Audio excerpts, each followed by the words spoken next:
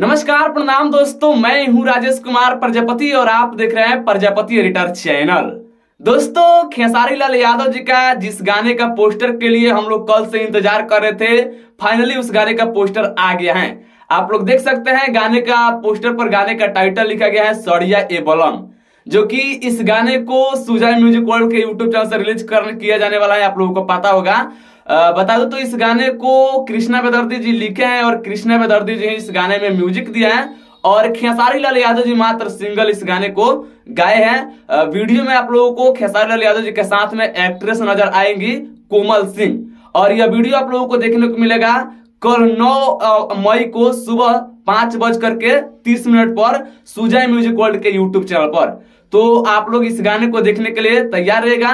बाकी फिलहाल के लिए अपडेट था, पसंद आएगा तो लाइक शेयर कीजिएगा, चैनल पर सब्सक्राइब कीजिएगा। मिलते हैं नेक्स्ट वीडियो में, तब तक जय हिंद जय भारत।